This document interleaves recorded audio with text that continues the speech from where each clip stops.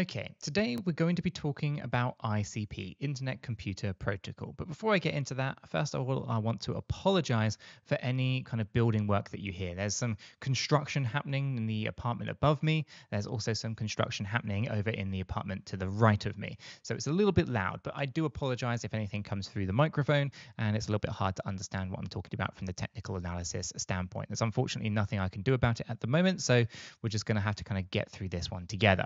So today we're going to be taking a look at the technical analysis on ICP, taking a look at the daily and maybe weekly timeframes, sharing my thoughts and opinions as to what I think is the kind of great areas for dollar cost averaging, building out those positions, and where I think the price action is heading in the kind of medium to longer term.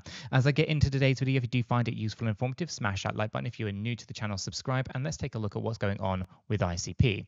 So here we have ICP paired up with USDT. We are on the 1 day Binance chart here, and we've seen a very choppy market, right? So on this daily time frame, we are in lower highs as we kind of zoom out here, but higher lows. Okay, so we're kind of wedging ourselves into an interesting pattern. Now, the issue with this is it is a bit of a continuation pattern. I'm going to go ahead and draw this trend line in here so you can kind of see visually what I'm talking about.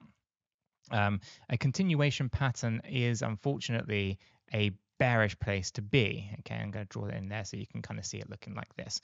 Now, what this means, unfortunately, is that, well, a continuation pattern in itself, if I find some empty space to kind of just show you guys, a continuation pattern is actually both bullish and bearish, right? So if I draw this in just here, you have this kind of triangle pattern, okay?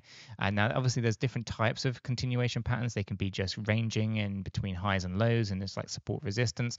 I'm just, for this example, I'm going to draw this because that's what we see going on. Now, if you are rallying up and then you start to see this pattern as your continuation pattern, you're going to break to the upside afterwards, okay? And it's going to be a bullish breakout situation.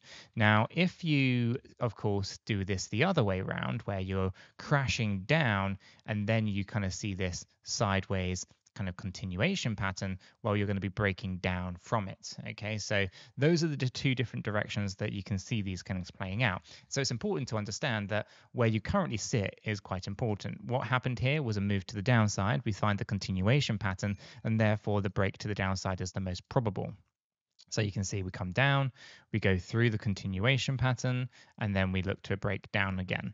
Okay, now the depth of that is quite a scary thing for ICP, but is it really the end of the world? I don't believe it is. So the most bearish case scenario is that you're completely dropping down into new bear market lows, and I don't think that's highly probable. Okay, taking into consideration the March 2024 high into this kind of corrective pattern to the downside, I actually suspect we're going to find support down at this range between the $4.26 and $4.95, I think, or 9.98, sorry, 0.5.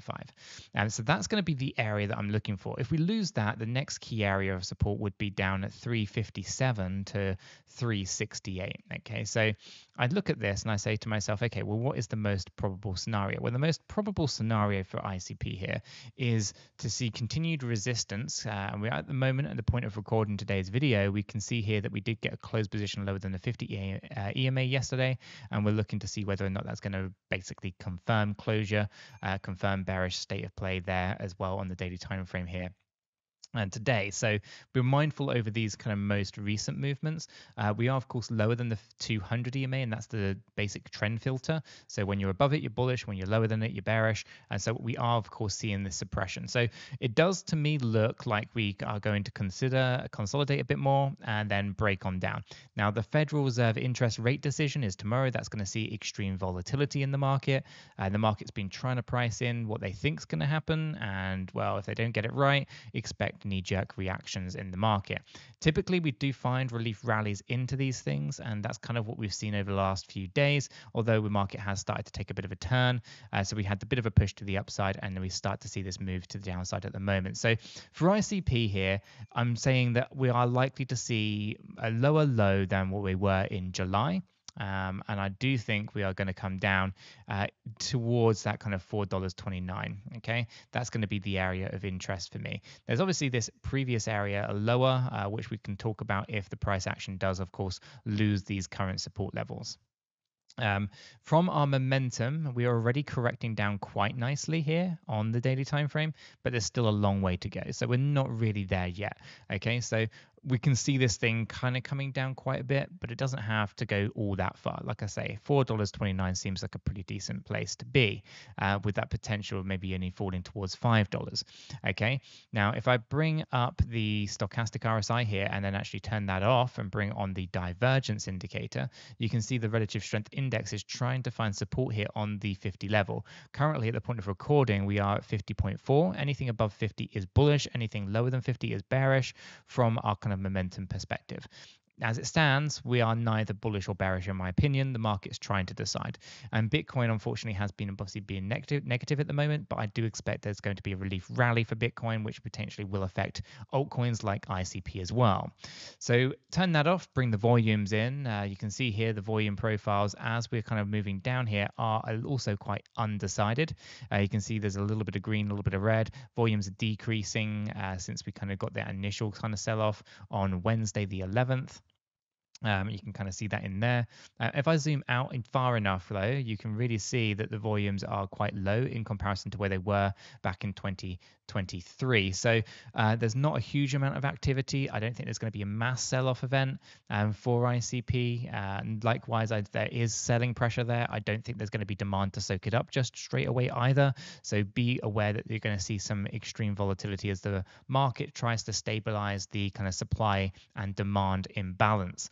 But overall, I'm still confident that ICP is going to do well in the future. So if we zoom out far enough, we can see that this is just a part of a wave 2.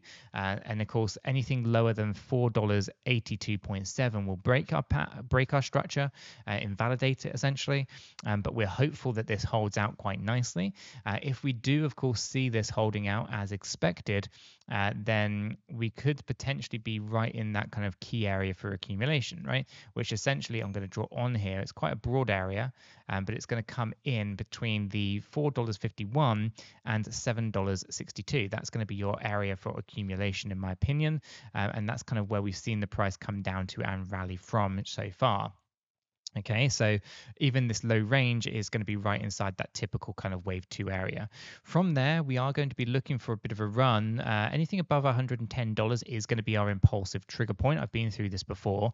We are going to be looking for $110, but there are some key areas of resistances that are going to be concerns. This first area up here in the future, between $19 and $27. We've actually already tapped this back in March of 2024. That's why we were finding resistance here in this previous area of support resistance. And so we've already kind of gone in here. We need to see price action close above. So we're looking for anything above 27.49 to basically be a great place for ICP to really then start rallying up a little bit further. 31.9 to 51.19 is our typical kind of zigzag pattern. So that's going to be the first area where we really, really, really want to see a close position, or a wick. To be fair, a wick would do it above 51.19. If we can do that, it's going to give us confidence to head out towards $110, right? $110 means that we're going to be looking for a small retracement before we finally get into that fifth wave move, where we have that potential to be talking about maybe $175 to $200 for ICP's price action. So there's a lot of potential here. Okay, specifically if we do come down towards these kind of low ranges, let's hypothetically say the price action does drop down towards that kind of 49.98, and we start to see runs up here of $110. Well, that is going to be about 2,000% in gain, so a 20x position. And if we are able to kind of move up more towards that kind of $200 level, well, all of a sudden we're talking about 3,900. That's a 39x. So there's some huge potential to be accumulating at these lower areas. Of course, obviously the kind of lower ranges aren't going to be as lucrative. So for example, if we were only to move to $31, it's a 500, a 500% move, so a 5x.